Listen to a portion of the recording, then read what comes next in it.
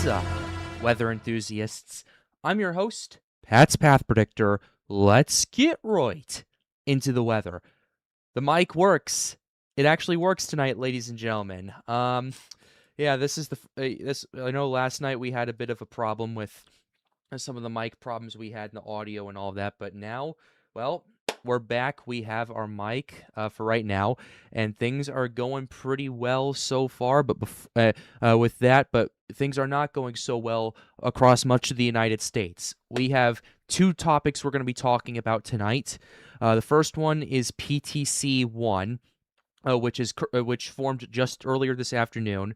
And we're also going to be watching a moderate risk of severe weather for parts of the Midwest. So we kind of have a 2-for-1 special for you guys tonight, and I hope you guys are excited, because I know for a fact I am definitely looking forward to talking about this. But before we do, we have a few callers in for right now. We're going to go ahead and start with Earth Central. Earth Central, say hello. Okay. They're all okay. Yeah, I'm here. There we Yeah. go. There we go. Yeah, I'm here. Perfect. So, All right. We also have Logan Rounds in the call. Logan, I know you're muted, but go ahead and say hello.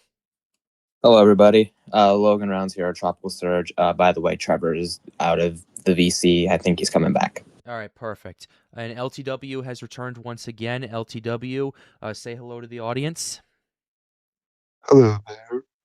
All right. And we're hoping for a much smoother stream than last night. So let's go ahead and get right into it. So let's go ahead and pull up some products right here. We're gonna go ahead and start with the most immediate threat right now, which is potential tropical cyclone 1. Things have definitely gotten a bit interesting over the last day or so. I have Dapia pulled up. This was Invest 90L when we were streaming and talking about this last night, and now things have definitely continued to escalate as it's now a potential tropical cyclone. Tropical storm watches are in effect as the system is expected by the NHC is expected to reach potential tropical storm strength.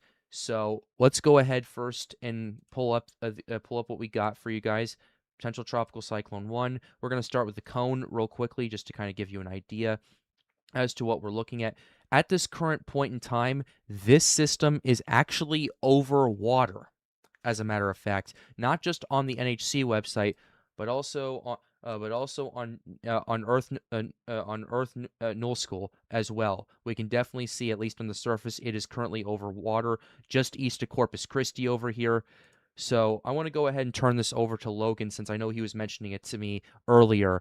So, Logan, would you like to go ahead and elaborate on what you've seen so far and how things have progressed over the last 24 hours? Yes, I would. So I've actually noticed that there's a bit of a change between the radar and the satellite presentation. Mm-hmm. So that is why I've chosen to look at the circulation, because as you've noticed, it is to the east of Corpus Christi. And I also noted that the circulation at 700 millibars was about to the northeast. Okay. And I'm actually pulling it back up again because it was on my computer. Yeah, I'm noticing it as well. Yeah, I can say with certainty that this thing had recently crossed over into the Gulf of America, Mexico, whatever you want to call it. Yeah. Within the past 2 hours. I would say that the circulation itself kind of taken a bit of a more northerly track than expected, which may influence the intensity of forecast. So for everyone else, what you're seeing is you're looking for that counterclockwise spin, and where that central area of counterclockwise spin converges on comes together, and that is your area of low pressure. Yep, we definitely have it. It's definitely a little broad right now. I will say it's not nearly the mess it was last night. It definitely got its act together a little bit more over the last 24 hours for sure. Thing is, it still needs to stack up, and it is a little bit further to the north than I'm sure some of the models were forecasting, but it is over water, and it's over very warm water, as a matter of fact, and that warm water could potentially influence its intensity. Matter of fact, let's go. We actually have some watches and warnings issued right now from the NHC. We have tropical storm watches in effect for parts of southeast Texas. We have tropical storm watches in effect from Sargent to Sabine Pass in Texas, and tropical storm warnings are in effect from Sabine Pass near Beaumont all the way into parts of Louisiana over here. So that's the situation that we are looking at, and things are definitely taking a bit of a turn. This system has maximum sustained winds now of 30 miles per hour. Its present movement is at 6 miles per hour to the northeast. Minimum central pressure, according to this, is 1,004 millibars, although has been a bit of dispute with that. There's actually been estimates that are a little bit lower, and if LTW or Logan would like to talk a little bit about that, they can go ahead and do that. Yeah, I was just letting them know. So I'm currently looking at some pressure analysis from these areas, stations in Southeast Texas. Earlier today, this was before even receiving my second one. At first, I saw 1,003 millibars flat, but then later on, we observed a pressure. I believe it was at St. Port Arthur, ironic, of about 1,002.6 millibars, and that is at sea level. All right, so we're looking at around 1,002 millibars. You think? I think so. 1,002, 1,003 millibars. You can make your argument for either or. Okay, yeah, that's for sure. Pressure's definitely been falling over the last little while, too. So that's kind of an interesting situation. Let's see how the NHC plays this in the next few hours or so.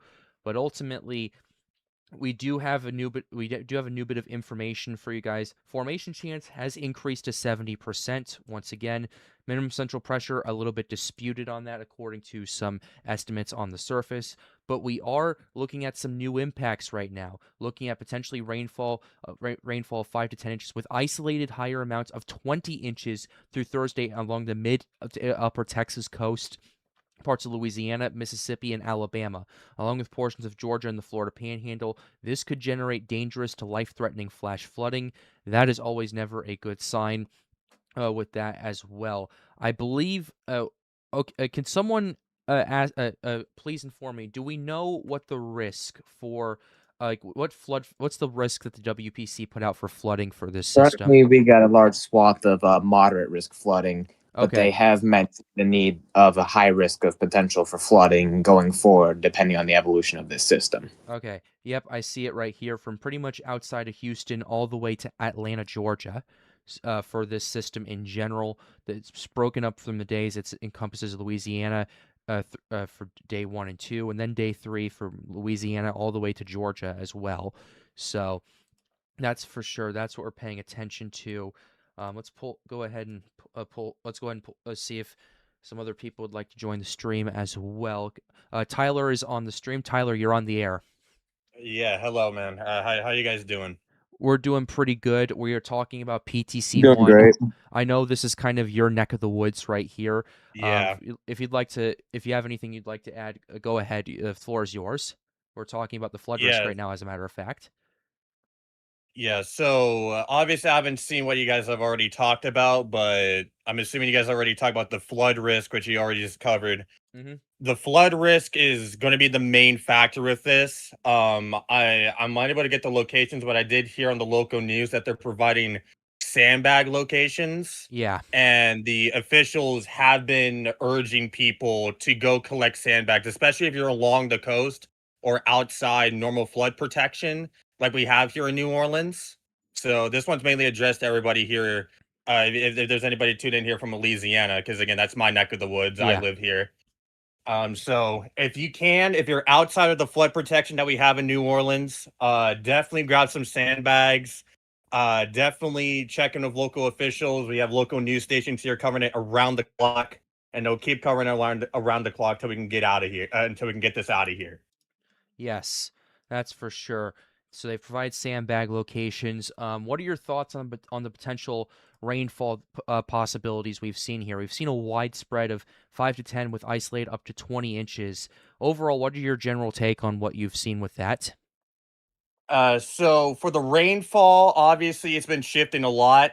Mm-hmm. However, it seems like a lot of areas might get around 5 to 10 inches of rainfall in some locations. I've seen a lot of numbers being thrown around, Okay. but right now it does seem like the National Hurricane Center has been saying this, National Weather Service, the officials have been saying that we're going to be dealing with a flood risk no matter what that rainfall total is.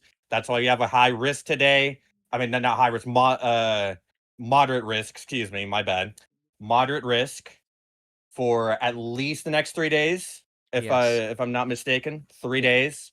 Yes. So the rainfall totals by tomorrow, all that should be ironed out. Again, I've just been seeing a lot of numbers being chucked around Sure. of like 5 inches, 10 inches. Mm-hmm. But regardless, we are going to have that flood risk, and it's something that people really need to pay attention to. The main message I want to send across before I go on mute and I got to AFK for a bit Sure. is turn around, don't drown. That's going to be the main message I'm sending out here. Is Okay. turn around, don't drown. For sure, Tyler. Before you go, I have one last question Mhm. for you. Yeah. What is what is the drought like in parts of Louisiana and the Deep South right now? For the Deep South, again, I haven't really been checking in on that. I Okay. did see some glimpses of how extreme the drought has been, Okay. especially like some of the fires have been happening in Florida and All right. stuff. But yeah, so Okay. My concern with that is with how dry things have been over there. It could, because normally what you would have is you would have basically a situation where rain falls, the dirt drinks some of the water initially before it starts saturating and turning into runoff. Here we might have a situation where if it rains too hard, we may not have enough time for it to drink, for the ground to drink some of that water before runoff starts. And immediate runoff is kind of my main concern with that, based on what I'm seeing with that drought meter right there. Tyler, do you have any thoughts on that before you go? yeah, so the main issue with that is obviously we're approaching the time here in Louisiana where we get a lot of thunderstorms during the summer. Right. A lot of it causes by like sea breezes and stuff. We get a lot of thunderstorms, especially here in southeastern Louisiana. So even after this, the thunderstorms and the rain is going to keep on coming and coming and coming. So getting this massive dose of rainfall now could be an issue once we get further into this. I would say like thunderstorm season that All we right. get here. All right, Tyler. Thank you very much. If you have anything else, feel free to join the stream. If not, you're good to go to do what you need to do. All right, I'll be muting here, but if you need me, just let me know. All right, thank you very much. Trevor is back right now. I think he is. Yes, Trevor is back. He's fixing his computer right now. Okay, I see Yeah, in the chat. let me fix my computer real quick. All right, take your before time, I dude. speak. All right, take your time. Hold on. Yep, take your time, dude. Earth Central, go ahead. You raised your hand. Go ahead. Yeah. Well, first things first. With with PTC one, I wouldn't be surprised if it goes depression Okay. come morning. But as is, I did check the drought monitor. I did put the link in the live stream stage chat. Okay. But I did note that there is still drought in the area. All Okay. the flooding that's been happening in the past couple of weeks down there has definitely helped with the drought. But every state in the U.S. outside of Ohio and Alaska is in drought, is Okay. in some form of drought. All But right. regardless, the silver lining, this thing will be very beneficial for the drought. Sure. Yeah, for the drought in the area. Yeah. Okay. Yeah. So Thank you, Earth.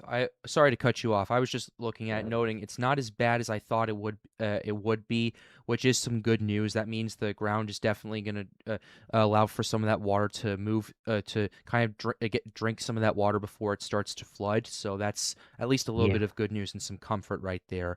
Question is Yeah. how saturated is it right now? And it looks to right now, it seems to be okay for right now. So that might limit the flood risk by a pretty significant margin in the long term. Yeah, that would be the case if it wasn't for the fact that a lot of the areas down there is already under various forms of flood alerts, flood warnings, due to other stuff that's already been happening in the area, Okay, so that's which is going a to be a sign that bit it's of a been problem. saturated. So, and it's just Yeah, parts of New Orleans had flash flood warnings today. It's just been a nasty setup. So it might be similar as other systems we had last year where flooding was made worse because of a system that came through that saturated the ground. And then you bring in the tropical system and it just adds insult to injury. So, Yeah, for sure. Thank you very much, Earth. I appreciate you sending that in right there. Uh, uh, in right there. Is there anything else you wanted to add real quickly? um, nothing at this time in terms of the tropical system. I do Okay. have some stuff to bring up when we get to the severe weather side, though. Okay. So, Okay. Thank you very much. Fantastic. All right. So let's go ahead and shift back to our advisory. We had wind. We had wind. We actually have a bit of storm surge that might be going on with this as well. If you're in the Louisiana shoreline, let's go ahead and pull this up for your peak surge. 1 to 3 feet from Matagorda Bay to Galveston, and 2 to 4 from Galveston all the way to Morgan City, Louisiana, right there. And I will tell you, this: given how low-lying a lot of these areas are, 2 to 4 feet may not seem like much, but it definitely could cause quite a bit of beach erosion. Could cause a problems to some communities that are just on the beaches over here as well, especially in Port Bolivar and Morgan City as well. Galveston's more protected thanks to the seawall over there, but ultimately, that's kind of the situation we're dealing with right there. Does anyone here want to comment on the storm surge potential right here? Who would like to go?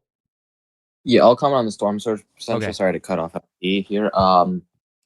It's not going to take much in this area because the area relative to sea level is very, very minute. For Okay. example, New Orleans is actually like, I want to say 3 feet below sea level, for example, for reference. And Right. they have possibility of 1 to 3 feet of storm surge. And then the rest of Louisiana and Texas, I mean, Houston is about 8 feet above sea level, I think we We said. talked about But that. Yeah, there was someone in the comments from last night's stream. The city of Houston is actually about 50 feet above sea level. So I wanted to issue that correction tonight. But oh, yeah, but the area surrounding it is still very flat, regardless, especially around the bayou. Please continue. yes. Go for it. Oh, Oh, okay. all right. I finished everything I Oh, you needed to finished? say. All right, perfect. Yep. Okay. Well, all right, cool. Let's go ahead and all right, cool. So we talked about storm surge. Rip currents are also going to be a bit of a problem as well. Going to briefly talk about that. Definitely a high risk for areas, especially around the Alabama and Florida areas. Actually, kind of surprisingly for sure. You're still going to want to pay attention to that regardless. The area that's kind of shown no data, it's mainly the storm surge area outside of the Big Bend over here, but definitely something we're going to want to watch out for. Let's go ahead and take a quick gander at our discussion right here. It is expected to get up to 40 miles per hour tropical storm strength. It's expected to become a tropical cyclone in the next 12 hours, according to the NHC, although Earth Central earlier mentioned that this could happen by the time we start to tomorrow morning. So we'll have to pay attention to that for sure. But ultimately, regardless of if this system develops or not, you're still going to be seeing major impacts from this. And the reason you're going to be seeing major impacts from this is because, well, it's going to be a pretty significant rainmaker, and it's also going to be interacting with a frontal boundary. It already has started to interact with a frontal boundary, although at this current point, based on what I'm seeing in satellite imagery, it's not nearly as impressive as what we saw last night. There's definitely some shear that's influencing this right here. Let's go ahead and pull up.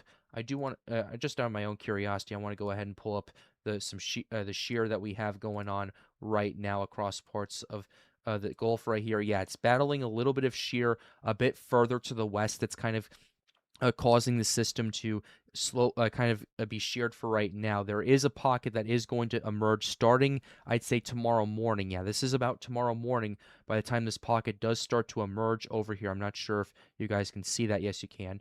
Yeah, but there's a pocket of wind shear over here that I am noticing starting to emerge starting, I'd say, about 7 o'clock tomorrow morning Central Time. That's going to act together, calm the wind shear down, and allow for some potential organization and development to occur. The window for development would be starting, I would say, or very early tomorrow for the best shot, all the way until landfall. So that's what we're paying attention to, and that's what we're watching out for before the shear starts to kick back in and starts to bring some more impacts. So that's our shear map for right there. Overall, not the best situation for right now, but we are looking at better conditions ahead in the next, I'd say, 12 hours than before. If anyone else would like to add on to that, LTW would like to add on to that, go ahead. Yes, I will. All right.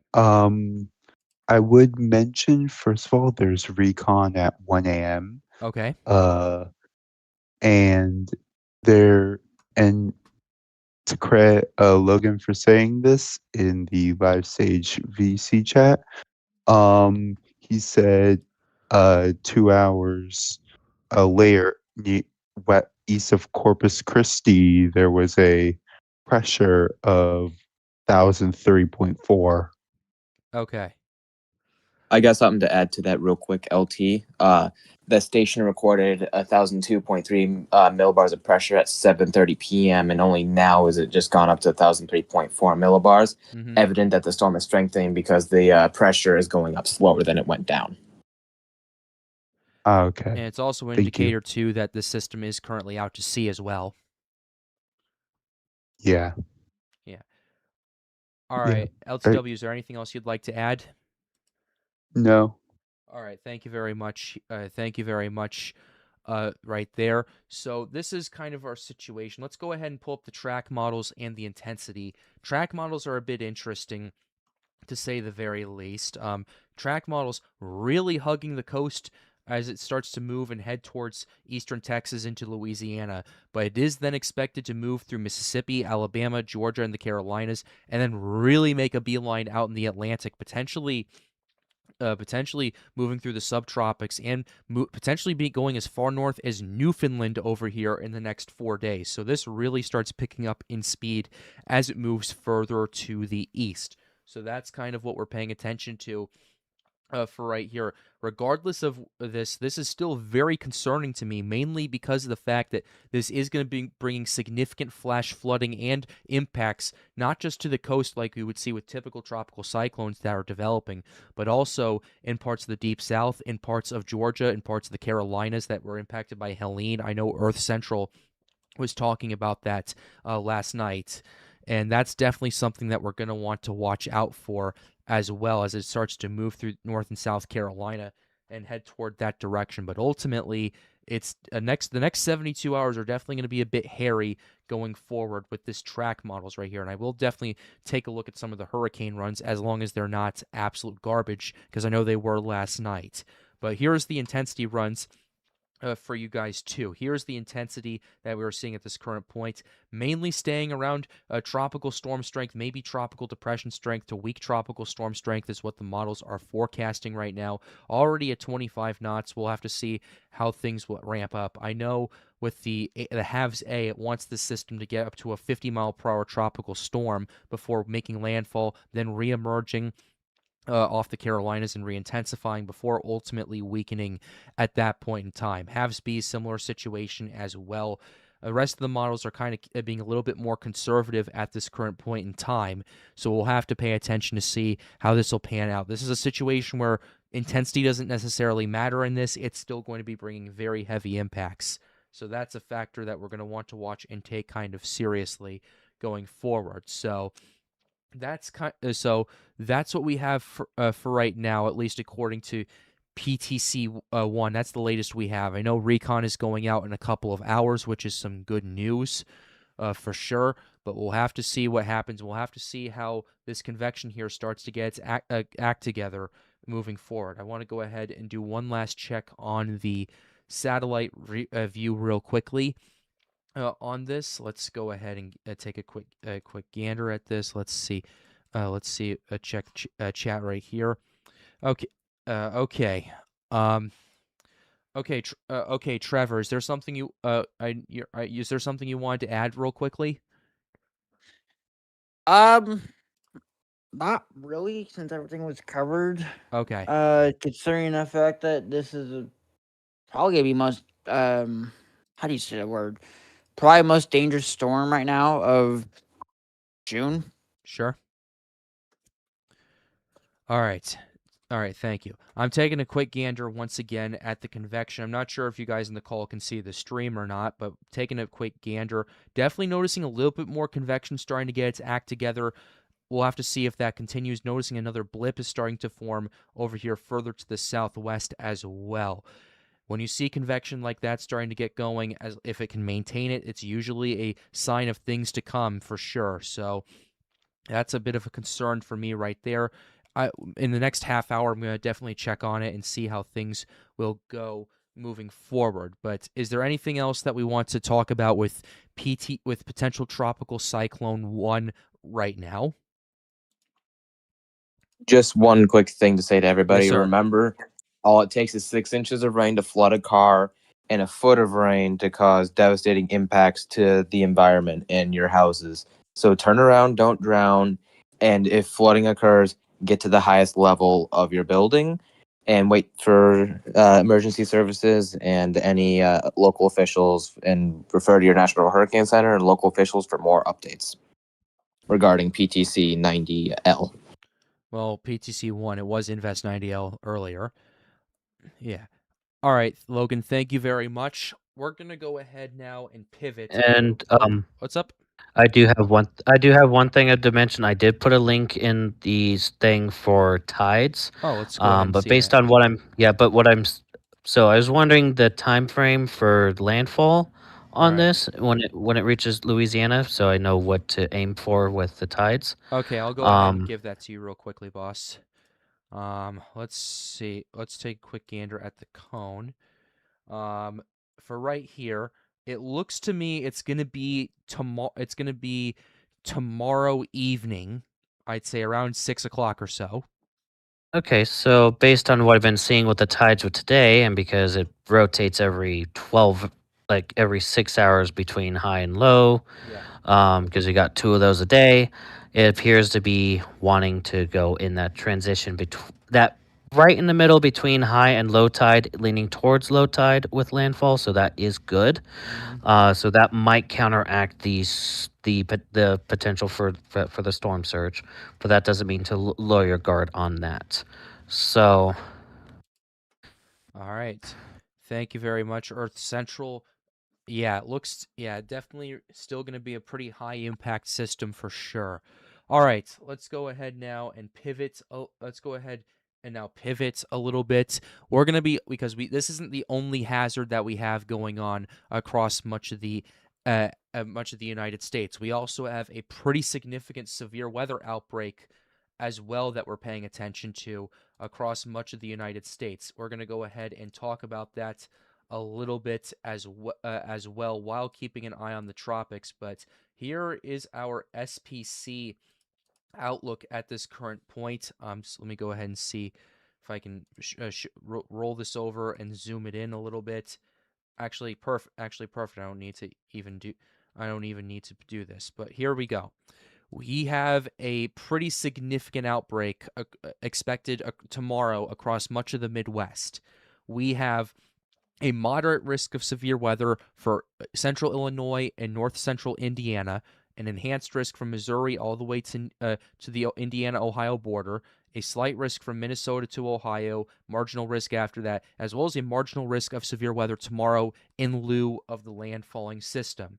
So that's what we're paying attention to as well tonight. Here's the situation. Tornado. We have a SIG 2 15% risk right here, ladies and gentlemen. So the NHC is definitely watching this and going, "Oh my, okay, we're taking this pretty seriously, right here with that risk. This is looking to me be an all modes type of situation with gusty winds and large hail, also a prominent threat with this. But the main threat is actually being driven by the tornado threat for tomorrow. So potential outbreak is possible with this as well. If for those of you in the call, is there anything you would like to add regarding to the at least to start with the exposition regarding to the outbreak tomorrow? Yeah, actually, I wanted to have the people we talk about the discussion a little bit with the people because there was some context inside of the discussion that had me concerned, Okay. and have that happen because right now I'm currently looking at models and looking at soundings of areas in Illinois and Indiana, trying to Excellent. find anything to note. But I do want to talk about the discussion, or at least, or bring it up to you, so for the people to hear, because it's very concerning how they word it. Yeah. It's the In the most recent discussion, am I correct? Yes, I believe it's the most recent. I could be wrong, Okay. but I know it was very vulgar on the wording. All right, where do you want to start? Basically with the synopsis, I believe.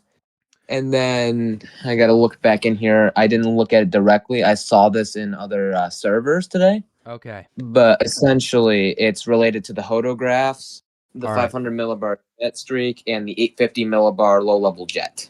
All right, I'm taking a quick gander at that. Yeah, it's definitely shaping out to be concerning. And this is the part that really is getting me a little concerned, especially. Intense tornadoes, swaths of damaging gusts to 80 miles per hour, and hail of up to 2.5 inches in diameter are expected. Yeah. That is quite worrisome, especially with how things are expected to pan out. Let's take a quick look. Majority of cams, as well as regional guidance, suggest that convection will be ongoing in parts of eastern Iowa. Some risk of damaging winds will accompany this activity. The degree of which this cluster of convection can intensify through mid to late morning is not clear. The environment of eastern the eastward extent will get drier and less unstable. This is the juicy stuff right here. The more substantial severe threat is expected to develop perhaps by early to mid-afternoon, and depends strongly upon how morning convection evolves spatially. Given the strong moisture advection into the region, it is reasonable to expect that an area of relatively rapid air mass recovery from the Quad Cities vicinity into central Illinois. Storms that form in this environment near the surface / low warm front will likely be discrete and take advantage of strong shear. Large to very large hail, significant gusts, and strong and intense tornadoes will be all possible. As convection continues eastward, low-level moisture will be improving with time. This looks Hey, to Pat. me... What's Yeah. up? Hey, Pat. Can I add on to that discussion you Go just ahead, said? Trevor. Go ahead. So, Tristan told me today about that discussion you just said. I That don't think it was Trevor. I think it was Logan. What? Well, okay. it was Stefan. Anyway, Okay. Tristan told me that if that basically if the environment recovers fast, we can have a very significant severe weather event. But if the morning convention happens, basically I'm gonna bring the tropical system into this because I actually had a lot of moisture from there. Oh, go The for it. moisture from that system can feel it fast. Oh, yeah. Mhm. Let me Also, Pat, I do have one more thing. Go Turns for out it wasn't in the SBC Outlook that said this. This was actually your local National Weather Service in, I think this was northern Indiana. They said this is a Chicago. really rare type setup, especially for this time of the year, with much mid-level flow in the synoptic pattern. There's Cape values progged around 1,500 joules a kilogram, with bulk shear around 50 to 60 knots. Lapse rates of 8 degrees per kilometer and P watts of 2 inches. And the forecasted helicity values are pretty much off the charts at 500 to 600 meters squared a second squared. And the effective layer STP values are 10 to 11. And they said, wow. Yeah. That's what I was looking for, actually. Correct me if I'm wrong. I don't remember what SB Cape is, but I'm wondering if that's something to do with storm-related Cape. So I don't remember that one off the top of my head. All right. Yeah, But and then I just want to.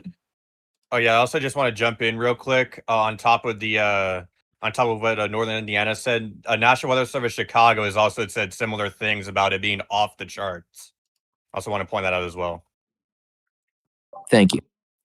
Oh, yeah. I'm looking at this right now. I'm looking at this right now. I'm opening this up right here. This is what we're referring to. This is from NWS Northwest Indiana. Hold on, let me see which one is. Yeah, NWS Northern Indiana. All right, here. This is a really rare type setup, especially for this time of year. My goodness. So if local NWS offices and the SPC are on the same page like this is usually never a good sign. Especially with with a setup that looks, in my opinion, that like you would typically see this in maybe like late April or even early May in terms of its severe weather. But Can I go add ahead. on to that, Pat? Real Yeah, quick? go for it. As something that Tristan told us, the 850 millibar low-level jets pattern is more of a spring type pattern, but the 500 millibar jet is what you typically see during your winter time. Right. That is reference how strong this basically this 500 millibar jet and 850 millibar jet are for this time of the year. You got one that's acting like it's the middle of winter when your polar jet stream, or what mostly feels your severe weather, is much stronger, but it's very strong for the month of June. Yes. And your 850 millibar jet is very strong for this time of the year for the springtime with a southwesterly flow, which is beautiful for severe weather setups like tomorrow. And I should also, the way that they worded this has us considering if there's the possibility of a high risk possible tomorrow. Oh, However, I've there are been unknowns. talking. Oh, sorry. Go ahead. Storm. Yeah. There are there are unknowns related to storm motion, storm evolution, MCS convection, and such to hold off on the high risk. But I thought I would mention that this is very close to a high risk, possibly the closest we've had all year. Yes. Yeah, and real quick before you continue, Pat, I just want to say for the people watching, if you're in the moderate risk, high risk or not, we are going to be doing with a major severe weather day. And we're going to need everybody in that risk area, and even outside the moderate risk, obviously, to have a plan ready, which, I mean, that area has been battered all season, unfortunately. We had something happen on the 11th, June 11th. And so you March should 10th. probably already have your weather plan ready by this point, but I would practice it again tonight. Make sure that you are prepared for this and have multiple ways, not just one, to get severe weather alerts. That's all I want to say. This is gonna be. I actually wanted. Go ahead. Go for it. I actually had the one last point to add to Tyler's thought. Sorry for cutting you off there, Pat. No, you're okay. You're okay. Illinois has had the most tornadoes this year, so they have been battered the most with your outbreaks from March 10th, April 17th, and April 18th, June 11th, the Kankakee tornado from March 10th, excuse me. So for reference, if you are in this moderate risk, please stay safe, stay alert, keep to your local weather service providers and all that, just for the fact that this year has been such a pristine environment for this location, and there's been so many unknowns with this area that happened 2 days in a row with significant tornadoes. We had our tornado emergency just last week, for example. You don't know what's going to happen. You don't know how dangerous this is going to get. And I just wanted to emphasize that, and sorry for cutting you off. Yes, for sure. I'm taking a quick gander at models right now.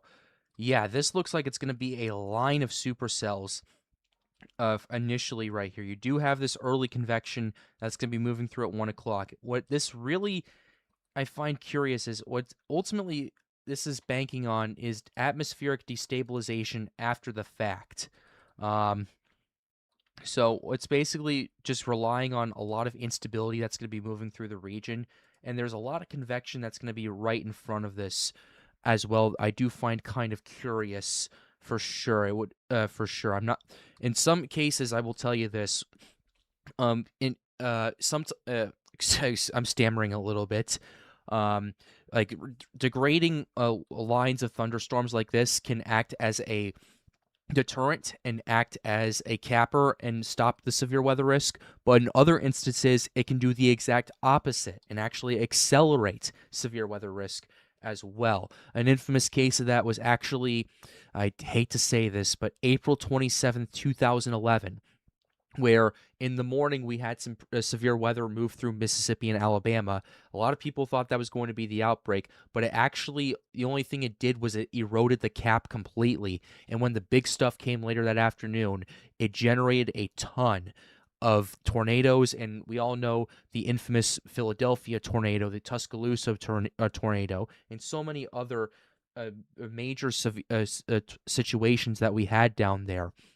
So, at least according to what I'm seeing with the models, this appears to be doing a similar situation where this early convection actually destabilizes the atmosphere behind it and allows for quick recovery, and then things really start to ramp up. Heck, even April 27th, 2026, first round of storms came through.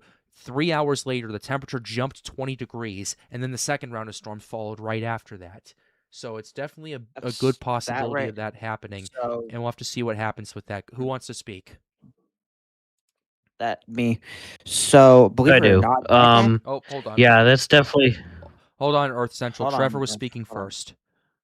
I didn't hear him. So that right there, that is a fast. That's a fast, rapid, intense. Basically, just fast circulations and recovery in the temperatures. We saw that last week with March. No, not March. June 10th. We saw that last time. Sorry, plug in, forgot. We saw that last time Yeah. where the environment recovered so fast that the SPC put out MD discussion for a 95%. The whole reason why the environment recovered so fast is because the MCS that came through my area on that day, morning hours of the 11th, came through so fast and basically just disappeared in the morning. Absolutely. But yeah, it looks like a similar situation to that. I also did want to comment on something because I find it interesting. I'm going to pull this up. I'm switching back and forth. I find it interesting that the shear that is going to be impacting and allowing and really accelerating this severe weather outbreak is also going to be the same system and the same shear that impacts potential tropical cyclone 1 as well. So you have you have shear that is that you have severe weather that absolutely loves shear. That's going to be happening on the same day of a tropical cyclone making landfall and ramming into a system, ramming in as a system that absolutely hates shear. So I find that coincidence kind of funny and kind of interesting to note as well. And it's definitely something that we don't typically see. Guys, name the last time we have seen a at least moderate risk of severe weather and a tropical cyclone developing and making landfall on the same day. Can you? I can think of somewhat of a similar setup, and that is Debbie and Beryl of 2024. Forget this isn't 2025 anymore. Yeah. Beryl and Debbie both caused severe weather outbreaks in New York or my neck of the woods. Mm-hmm. I actually received a tornado from Beryl's remnants, for Oh, example. wow. And that's the last time I can remember such an example of tropical weather and severe weather kind of converging at the same time. Yeah. Then another good example, although not severe weather, but still a combination of tropical weather and non-tropical weather, was actually Superstorm Sandy, which probably did Yes. have some severe weather given interactions with the trough. Yes, but the difference is this time, though, I would argue, is the severe weather outbreak is completely unrelated to PTC1. I have not seen a situation where you have a severe weather outbreak completely unrelated to a tropical cyclone happening on the same day one is making landfall.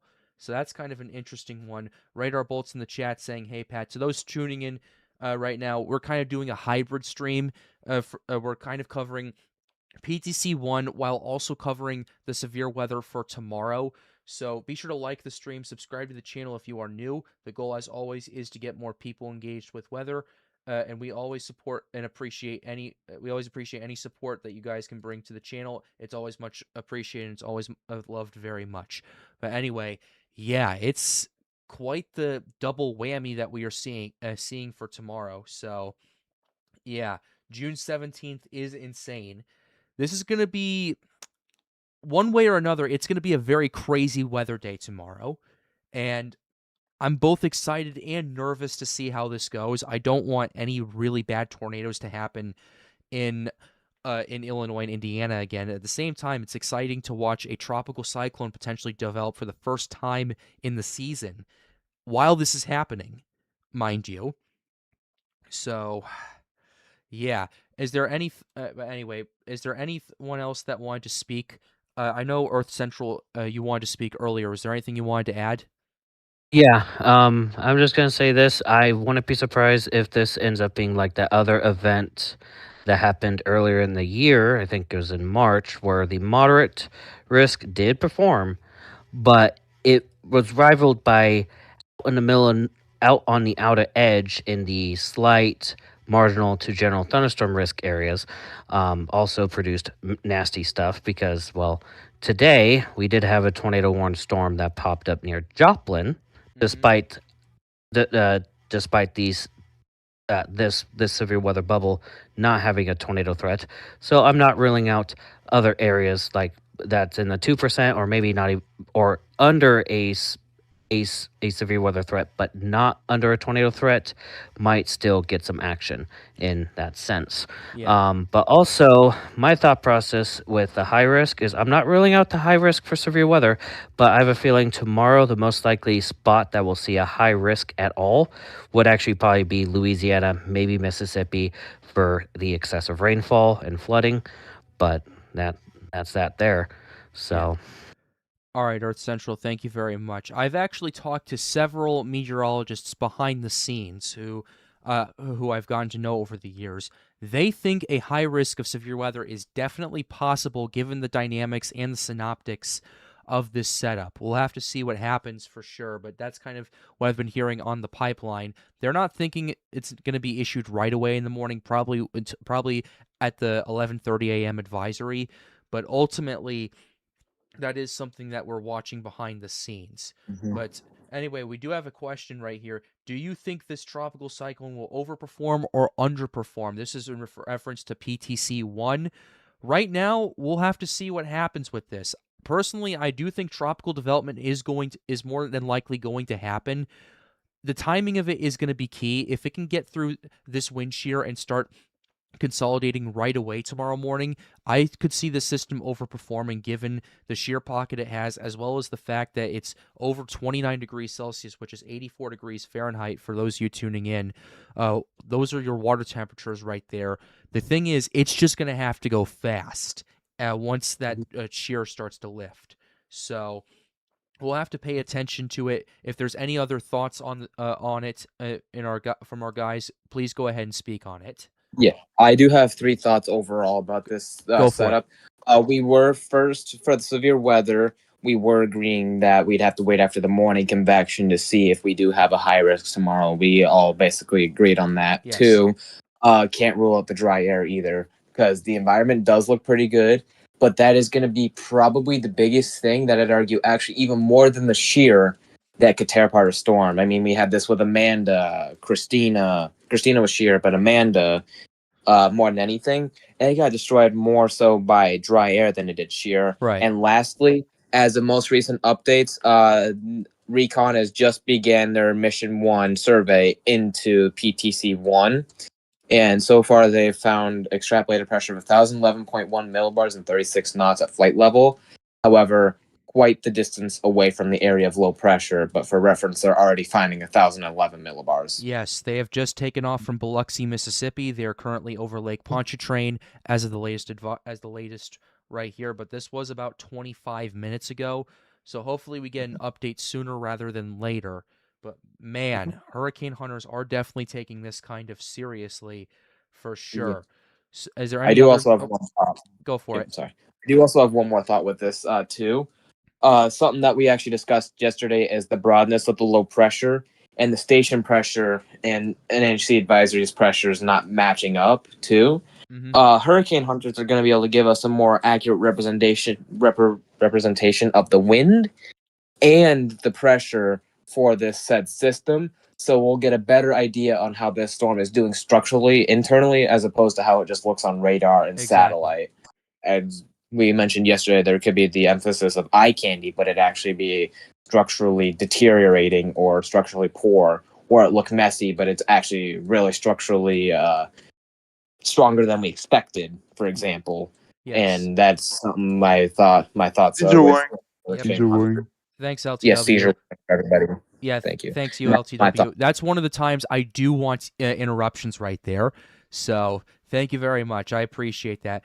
I'm looking at the convection right now. You remember that one spot I was telling you to pay attention to the southwest? Yeah, it's going off still, and it's about to merge with this bigger area of convection. It's for right now. It looks like this area is going strong, and it is starting to consolidate a little bit more.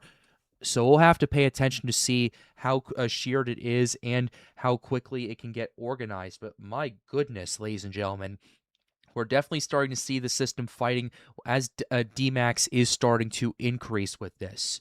So yeah, is there any other thoughts in the audience about PTC1 and what Logan was bringing up? Yeah, so I just wanted to cut in real quick. Go ahead, Tyler. And the main thing I wanted to say is name or not, it is still going to be a pretty big rainmaker. And on top of that, another thing I wanted to highlight that the SPC does have a 2% tornado risk up tomorrow for southern Louisiana, southeastern Texas, and parts of Mississippi. You want to take a look at that as well. It is very low. It's the bare minimum 2%, but that is another small hazard we got to be worried about. But name or not, it is going to be a big rainmaker, and it's going to be the flood risk is going to be the main threat with this. 100%, Tyler. Thank you very much. Can I add something to Tyler's comment real Go quick ahead, Trevor. about the SPC? SPC has been talking about a slight risk over there, and I'm gonna be surprised if they pull a trigger with a 5%. All right, Of good to know. tornadoes? Thank you. Yes, My guess is It's been because of in the way it interacts with the shear. yeah, it's in there. I believe I have to ask Tristan about it, but I believe it's in their discussion about it. Yeah. All right. Thank you very much. Is there any other thoughts for right now? I do have one. Go ahead, Earth Central. Apparently, the tornado threat is not the only moderate we have in the Midwest. We also have a moderate for excessive rainfall for parts of Illinois, Indiana, and Michigan for for excessive rainfall. Oh, wow. So, yeah, that honestly, that doesn't surprise me given there are 2 rounds of storms that are going to be moving through there, but more moderates, ladies and gentlemen. More moderates.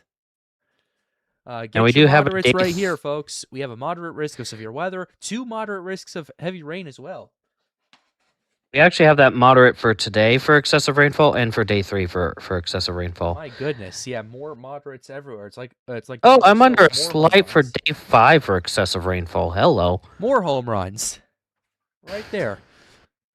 Anyway, thank you very much, Earth Central. LTW, you haven't talked in a little while. Is there anything you would like to go over? Floor is yours. I just kind of want to maybe recap on the storm, specifically 01. Go ahead. Is that fine? Yeah, go for it. We're kind of talking about both at this current point. Yeah.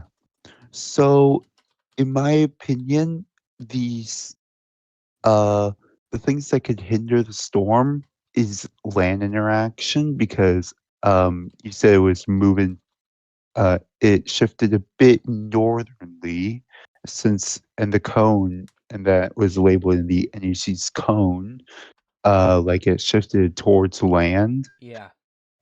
And it could be influenced by the land mass, could pop up some maybe discrete thunderstorms, maybe in Louisiana or Texas due to like the winds, just in case if there's like any like hills or something that could disturb the weather. And the flood threat is, we already talked about that. Right. And maybe a bit of shear is hindering, but not much shear that it would just like completely collapse the storm. No.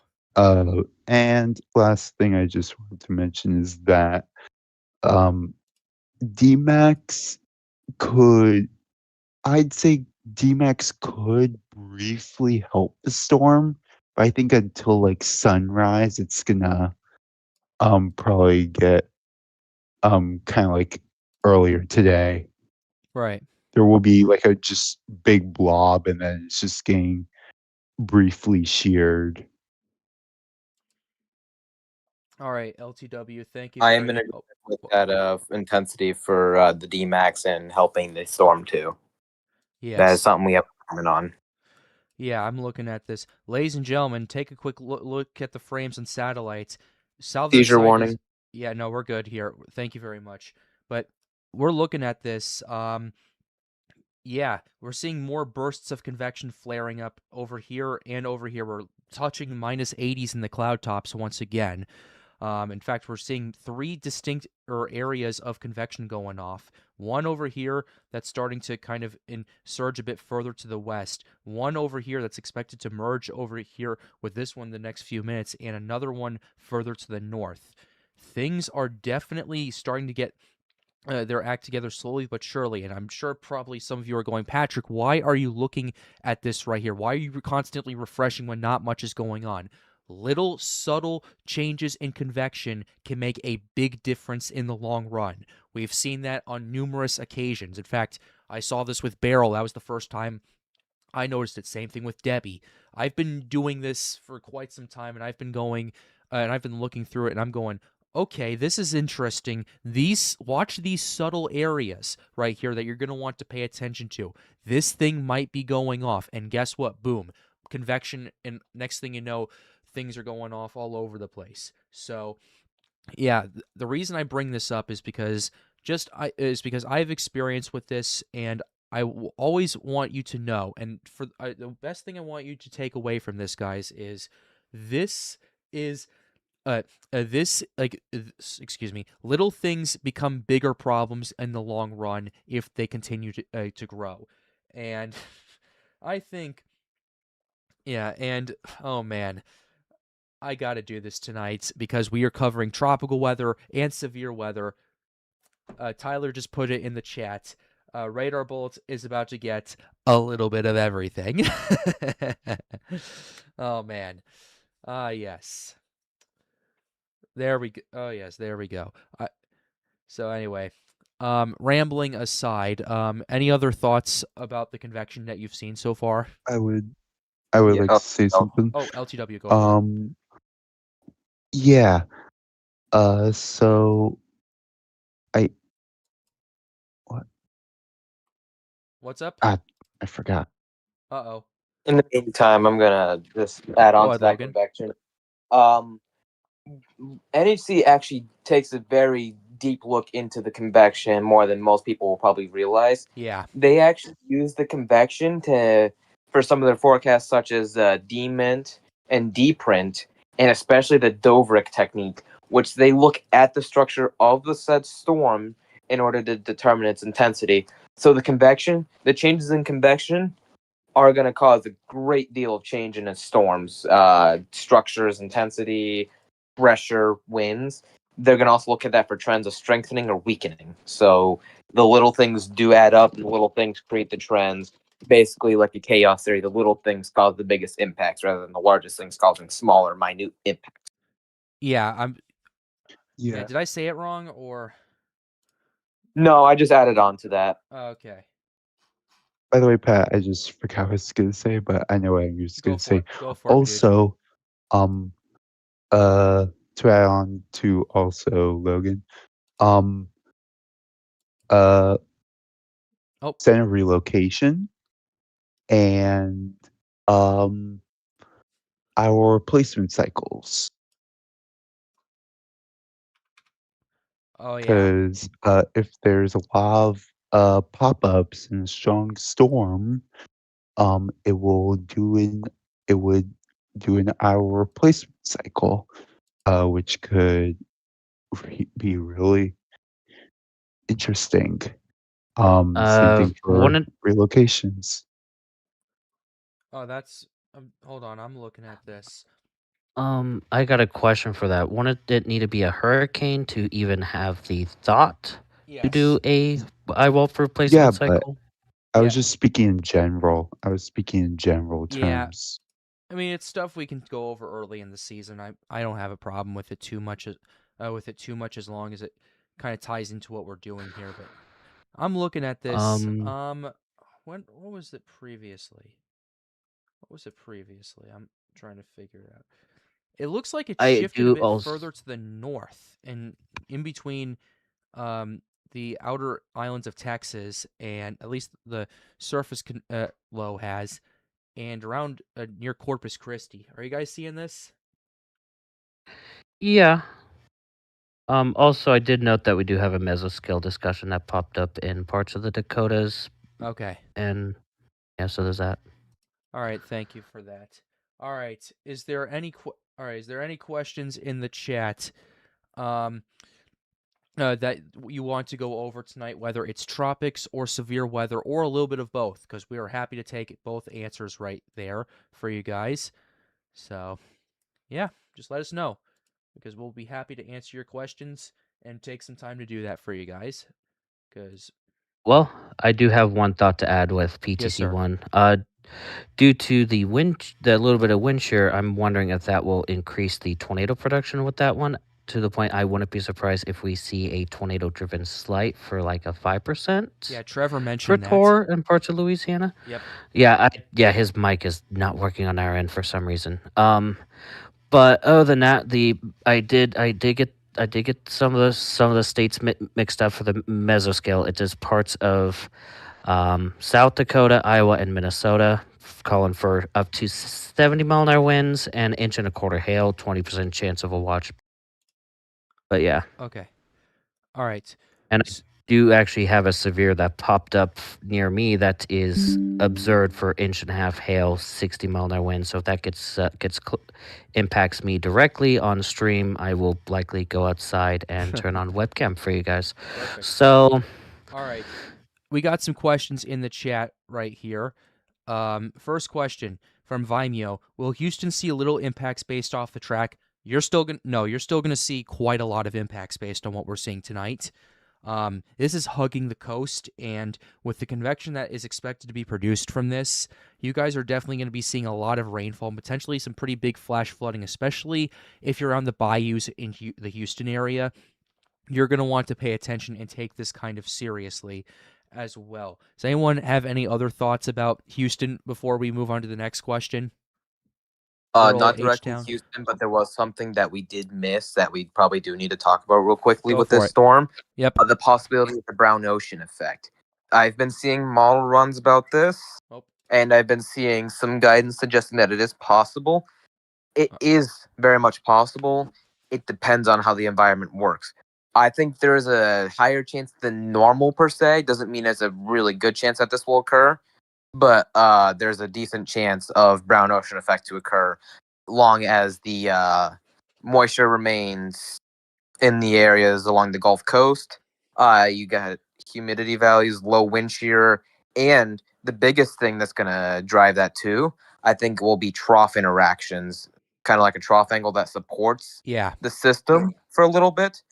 So that is something worth mentioning too. I give the chances of a brown ocean effect like a 15% at the moment, just because of all the parameters that could go to help the system, which is more than I normally would say. So it could either strengthen slightly like an Allison, or kind of maintain itself for a while over land, and then slowly weaken as the friction and the lack of latent heating, which fuels these storms, catches up to the storm and then tears them apart. Yeah. That is also why there's also probably the higher risk of flooding, because there's that probability that the brown ocean effect could occur. All right, thank you very much, Logan. Is there any other thoughts? Also with the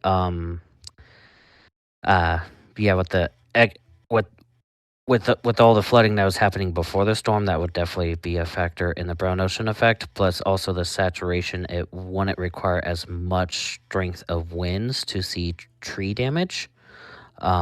So yeah, that is something we do have to keep in mind. But based on the path, if it trends further north and west, In terms of the cone, I don't see it becoming a tropical storm at all due to the land interaction. But if it goes a little bit further out to sea, I'm not ruling out a 50, 55 mile an hour wind peak at landfall. So, All right. Thank you very much, Earth Central. Is there anything else? nothing at this time. All right. Perfect. Next question. When will Peoria, Illinois roughly be in the main largest risk? Let's go ahead and pull this up real quickly. Taking a quick gander at this. Peoria. It looks to me that it's going to start between, and the big risk is going to be between 3 and 6 p.m. for you guys in Peoria. That's where it is. Yeah, between 3 and 6 p.m. is when I would say your greatest threat is for you guys based on this convection. And it's actually going to be it's actually going to be somewhat discreet right here. So you're going to want to take that super seriously if you're in the Peoria area. I'm actually quite familiar with that area, and I know some people who are actually from there. So, yeah, thank you very much for the question. I'm glad we were able to cover that. Good job. Thank you very much. What do you guys think about the severe weather on Thursday, or hold on, or on Wednesday, on Thursday? Well, Thursday, let's go ahead and see this. There's a slight risk. It's most likely going to be remnants from this system that's coming tomorrow from Kentucky all the way to New York. And it looks like the main threat from what I've seen is damaging winds. Yeah, that will be the main threat for it. It's mainly going to be remnants. I do see some pretty gusty winds, especially for the Mid-Atlantic. Ethan, I know if you're tuning in, I hope you enjoy the remnants from us. Hopefully you get some weather for your YouTube channel to cover. So that hopefully answers your question. Can I add up that real quick, Pat? Yes, please. Okay, so the last time that this actually happened too, with the previous system that we had too, I want to bring up the fact that it may be mostly wind driven, but you can still have your risk of tornadoes. For example, there was a 2% tornado risk for much of the East Coast the other day, but Pennsylvania had a bunch of tornado warnings popping up and actually had the potential to do something. As Tristan called it, a 2% SIG 1 tornado threat is what it acted like. I personally, and a few other of us, in a server thought it acted more like a 5%. So these storms can overperform with the available energy from previous storms and Yes. could easily be more intense. And I would say about 2% tornado risk is likely probable at the moment again. Probably a good 15% to 30% wind, just normal conditional wind, maybe a conditional 1. And then 5 to 15% chance of hail is what we're looking at most likely for this kind of setup. But of course, forecast is set to change and will be primarily based on how the events on Wednesday play out. Yes. All right. Thank you very much. Yeah, Oh, I go do ahead. have one thing. Go ahead, Earth Yeah. Central. And I'm just saying, I'm also not ruling out a 2% bubble across the South due to what would be at the time the remnants of the PTC 1 Right. as well. So there's that. All right. Thank you, Earth Central. All right. The next question, or next thing, over here in the southeast area of Houston, contemplating on how this might mess with my fishing for the weekend. Let the system pass. For right now, it'll most likely be out of the area by the weekend. But just let it pass. Let the rip currents settle down. They should be settle down the next couple of days after that, and then things should be okay from there. By the way, all the Houston folks, congrats on the win tonight against the Detroit Tigers. That eighth inning rally was pretty interesting to watch on the MLB app on my end.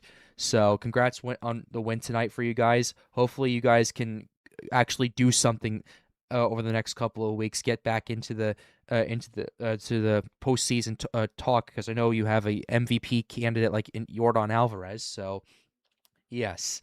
All right. So next And question. I do have I do go have something to add. I do have something to add to the fishing one. Yep. Well, depending on how bad the flooding gets, the fish might come to you.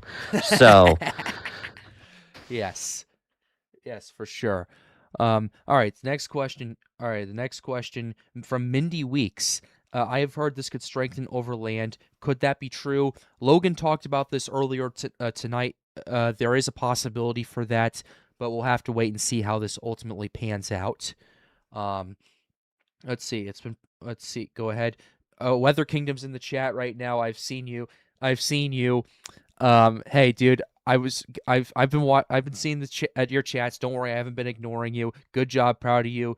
Keep it up. He awesome. By the way, Yanks better than a better Pat. I'm hoping the Tampa Bay Rays overtake you once again in the division. Just for that. Guys, I'm just doing some foreplay right now. We're asking questions. Please forgive me.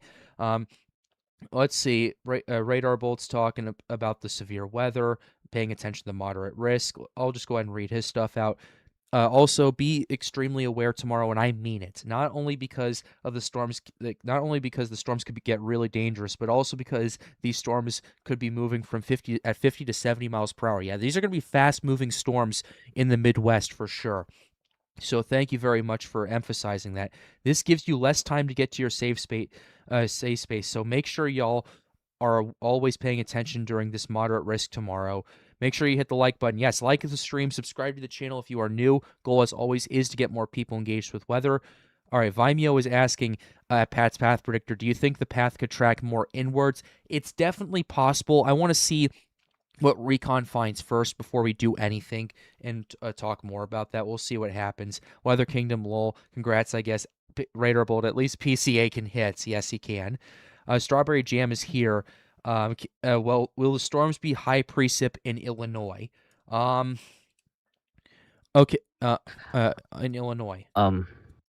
I could put that one up. Considering we have the moderate risk for excessive rainfall for that area, I would say so. Yeah. All right. Has anyone here looked at the photographs or looked at the? Yes, I did earlier. Also, I Alright. do have one quick update on PTC 1, by the That's way. fine. As soon as you're done, they are- LTW goes next, if that's okay. Yep. Okay, I'll finish with the photographs then. Alright. I did notice that the photographs were quite enlarged. They seemed kind of jagged. They didn't quite have the arch, the perfect arch that you want to see for tornado risk. Yeah. But some of them did have that developing in, and that wouldn't rule out the threat of strong, intense to violent tornadoes. And I'll let LT speak now. Go ahead, LTW. Okay, I just wanted to mention about the severe risk. By the way, Cedar Wine. Yeah, thank you. Thank you. I just wanted to mention that just a reminder for everyone, if you are in or not or anywhere, do not, if you see a tornado, do not run to your car and drive and get, well, hold on, don't outrun the tornado. No. Get into your shelter. Stay safe during severe weather. Don't get outside during hailstorms or high winds. Yeah. And have your head on a swivel. 100%. Yeah, I do have something to add on to that. Go for it. Don't block traffic to park under overpasses. That is not that. Let's just stop doing that altogether, because well, y'all likely have insurance. Otherwise, you shouldn't be on the road in the first place. So let the insurance handle the hail damage and continue on. Don't be parking in the overpasses and blocking up traffic. No. There's no need Other for than that, those of you that live in mobile homes in the area, might be a good idea to find somewhere else to hang out for the day tomorrow. Maybe a park that has a good shelter or anything like that. That would have a better shelter than, well, being in a trailer park. Yes. So, yeah. All right, Earth Central. Thank you very much. Hey, what's up? What's up? I would add on to Earth Central about the overpass. Also, don't park under the overpass, or else you're pretty selfish, because you could damage other people's cars. And most importantly, you'll block emergency vehicles from getting to potential tornado damage, hail damage, or any other damage. All right. Thank you very much, LTW. I appreciate that. I just refreshed the page over here on Dappia. I want you guys to take a look at this one last time. This is the latest scan convection is going all over the place now, ladies and gentlemen. Things are starting to get a little more Seizure spicy. warning. Yep, seizure warning to those Seizure prone to warning. flashing lights. Also, I keep forgetting to do this. There's a link in my pinned chat to join the Storms United Discord server. Go if you want to hang out with us and if you want to call in anytime during our streams, join the Storms United Discord server. You also get access to behind the scenes stuff too. So feel free to join Storms United. We'd really be happy if you did that. For us, thank you very much.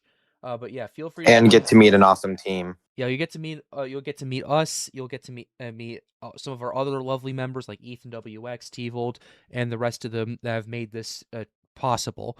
So thank you very much. So I keep forgetting to do this, but let's go ahead and get back to the satellite. But my goodness, yeah, we're seeing more convection really starting to fire off on a lot of cylinders now, more so than before. Once again, so what are your guys' overall thoughts on what you're seeing right now? Just gonna want to keep watching it, wait for recon. Yeah, I Yeah, actually had an update about Recon. Actually, Go for it. I just noticed the most recent update. Currently they're just over 900 millibars at flight level currently. So far they are in the system, but they're not at the center. But they are already observing 1,006.3 millibars extrapolated, and flight level winds 33 knots. That's what I wanted to say earlier. Sorry for cutting LT off, by the way. Man. And this is likely confirming the fact that the pressure will probably be even lower than the NHC thought, given the fact that we have evidence from surface data at our weather stations near Port Arthur and just around Corpus Christi at the one of the battleships, actually. And just to bring that up, and I'm not sure how far away from center of the storm it is, but it's far enough away where I think the pressure might be closer to 1,002, maybe even 1,001 millibars now. Wow, thank you very much for that, Logan. That's a big development right there if that holds. Ladies and gentlemen, we have over 100 people in the stream once again. I barely promoted this. I threw this up 5 minutes before I started streaming, but we have over 100 people once again in the stream. Be sure to like the stream and subscribe to the channel if you are new. The goal, as always, is to get more people engaged with weather. It really helps us out over here on the Pat's Path Predictor channel. But thank you so much for those of you who have come out to support us once again tonight. It means a lot to me, and it means a lot to these guys as well. So, yeah, let's go ahead. Thank you very much once again, Logan. If we're seeing extrapolated pressure of 1,006 already,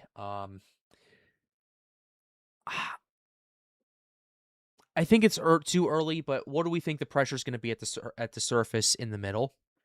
I think it's a little too early to kind of speculate, but what do you guys think? My best estimates are about 1,001 to 1,002 millibars. We do already have evidence suggest it is already below 1,004 millibars. Surface data does suggest 1,002 to 1,003.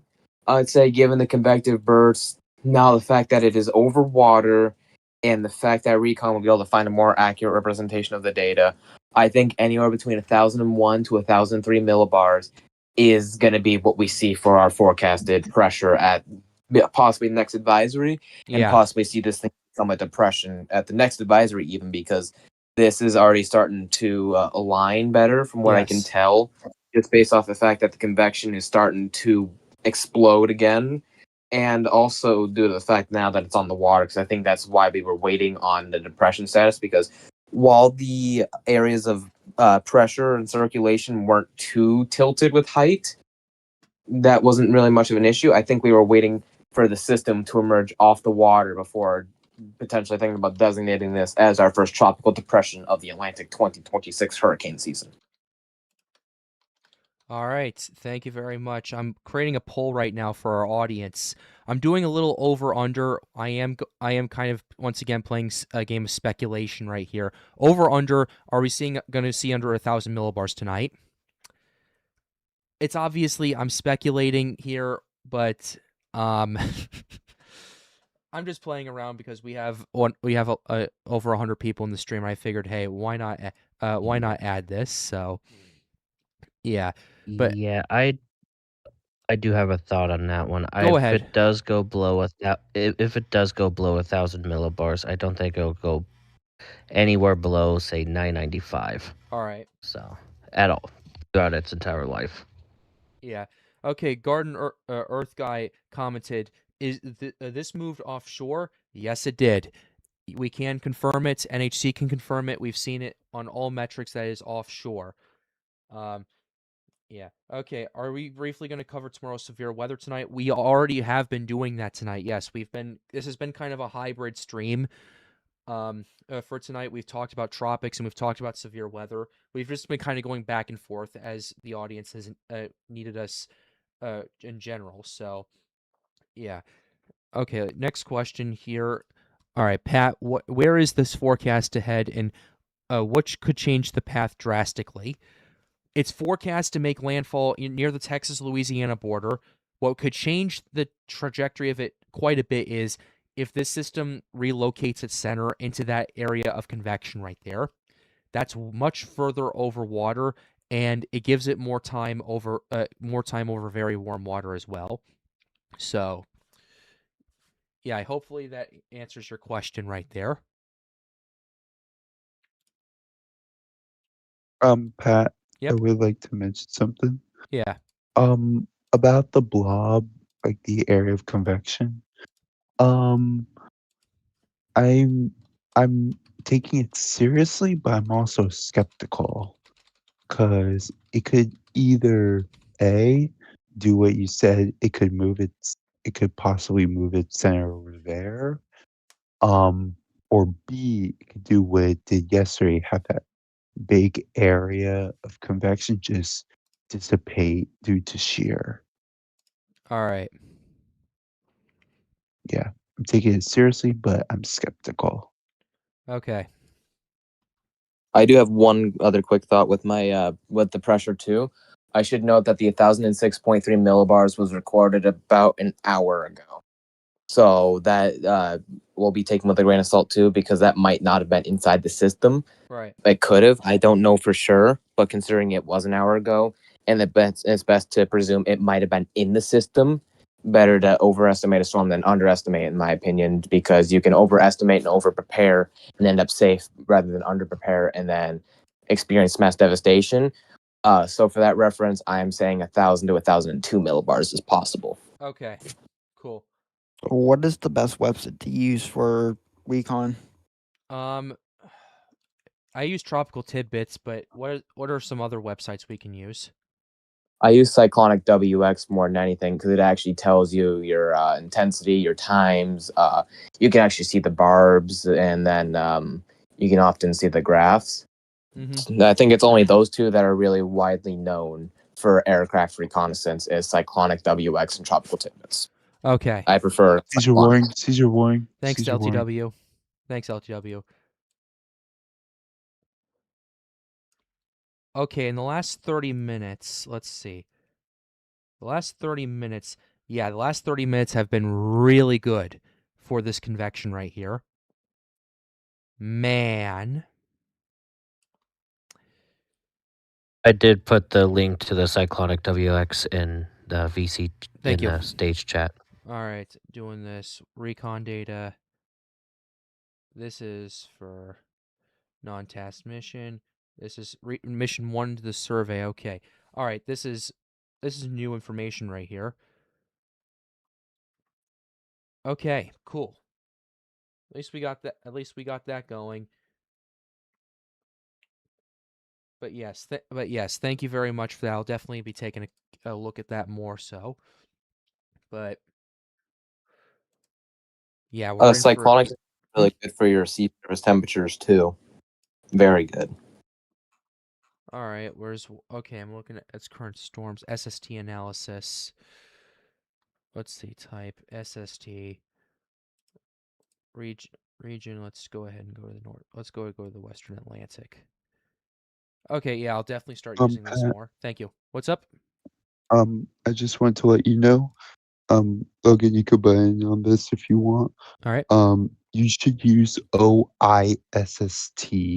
That's the one that we use because Coral Reef W or CRW only shows coral reef waters. Mm-hmm. And Logan, you could professionals have take also over. said, yep, and professionals have also said to steer away from the coral reef watch, which it's what it is actually it's water temperatures relative to coral bleaching, as opposed to actual sea surface temperatures and how they interact with the climatological average of the water instead of the coral. Yeah, for sure. I might take a look at that, but just humor me for a second. Are you guys sponsored by them? I'm sorry. No, Bad joke. we just prefer No. to pick what's the best for our data, so we can actually enough. have the most precise data for all you guys out there Fair to enough. keep I'm you a guys YouTuber, safe so I and had to make that protected. joke. It's required by law to make that joke. But anyway, here's I do have one thing I did notice when I pulled up Cyclonic WX. It Yes, sir. appears I could be wrong. It does appear that PTC1 is actually the remnants of Boris. I would think it would be Christina. No, the Might be path both. lines See, with Boris, or maybe hold maybe on. mix of both. But I yeah, was it might about to be say it might relating be a to mix of Boris both. more than Christina. Okay. I agree with Trevor. I think it might be a mix of both. Also, to add on to that too, I'm more leaning on Christina. But this area of low pressure, whether it be Boris, Christina, or both of them, did merge with a tropical wave that came in from the Caribbean too, and that is why the development chances are probably higher, because this is multiple areas of low pressure that came together. So the storm would be stronger after all mergers, kind of like with severe weather. Mm-hmm. You'll have supercells that merge and then get stronger afterwards. Absolutely. So that is why this has been stronger, and why it's worth noting that, because this potentially has more to work with, because this is potentially 2 or 3 areas of low pressure that have merged into one single cluster that has been developing into a tropical system and potentially tropical storm, cyclone, or depression. All right. Thank you. All right. Quick question. There's a question in chat. Why is it appear that it's not just building on the eastern side, but shear on the western side, while the whole thing's being pulled east? Is it breaking away from its steering current? No, it's still likely battling a lot of shear right now. It's going to for the next little while. So we'll have to see what pans out and see what happens with that. But all right, guys. Is there any Yeah, other? I do have a thing to add on that. There's also Go for the it. factor that on the east side you got the water, on the west side you have the land. Yes, that too. All right. All right, guys. Is there all right? All right. What are your overall thoughts from what we've talked about tonight? Before we start winding down. Basically, we've covered everything that we can for the time being until we need more data. Yeah. But I'm just going to tell everybody now, be prepared and don't be scared.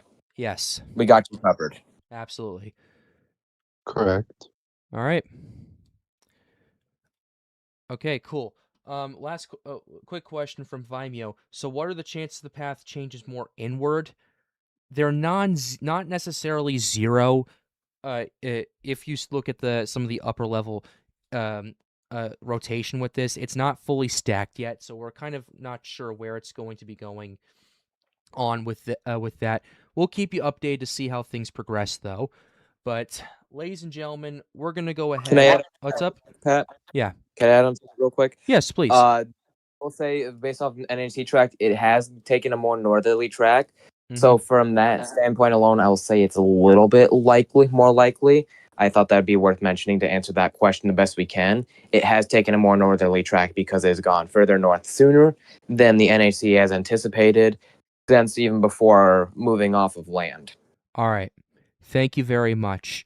Well, ladies and gentlemen. And go ahead. I do have one thing to note. The severe thunderstorm warning to my northwest for the Yates Center, Kansas area has downgraded from inch and a half to inch and a quarter hail, still maintaining these 60-mile-an-hour winds. All right. And that goes on to about 12:15 a.m. All right. Central Thank you very Daylight. much, So. Earth Central.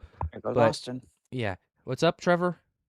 Oh, Austin just went under extreme heat warning now. All right, cool.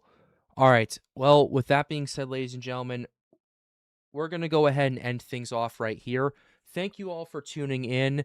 I don't know. Would you guys want to do this again tomorrow night? Would you guys be interested? Or I might not join I'm it open due to it, severe although weather. I think it might be better to go live during the severe weather I have outbreak to cover yeah, the I severe wish weather I could, but outbreak. I I have agree work. too. I have work, Yeah. so if you guys Mhm. want to do it on Oh. your own, go ahead. Yeah, well, Yeah. I know, like, I'm definitely free to do it. I'll probably just want to leave a little earlier sure. tomorrow I know. night, just because I got orientation for a new job at 8:45 in the morning. Okay, cool. So All right. definitely a that's little earlier to Yeah. leave a little earlier. And So Yeah, I like can't. 12 a.m. instead Yeah, of like I guess. 1. Yeah, I guess I Yeah, won't. and I do work Yeah, Thursday too, but yeah, Mhm. yeah. All right, then we'll probably not do it tomorrow night. But all right. Well, ladies and gentlemen, I'd what's say up? tomorrow if we can do it earlier, do it earlier. But if I not, can't then because not. I work until 10 o'clock at night. So, Oh, yep. yeah. But yeah. All right. So we're gonna go ahead and wrap it up right here. Then I hope you guys enjoyed the last couple of days. It's been good being back in the saddle. You guys have really loved it. You over 100 people both times have tuned in to join us. So thank you very much for that. It means a lot to me. Like the stream, subscribe to the channel if you are new. The goal, as always, is to get more people engaged with weather. Video is going to be out tomorrow afternoon talking about tropics. So stay tuned for that as well. But with that being said, we're actually also join the Storms Night Discord server, ladies and gentlemen. Link to that is right over there in the pinned chat. We'd really appreciate it if you guys would like to come hang out with us and ask us questions, as well as help us out if you would like to. But with that being said, thank you very much, guys, for helping me out. This was a really good stream tonight, for sure. The audio went a lot better, and it was definitely a lot better than the chaos we had last night. So thank you very much for that. With that being said,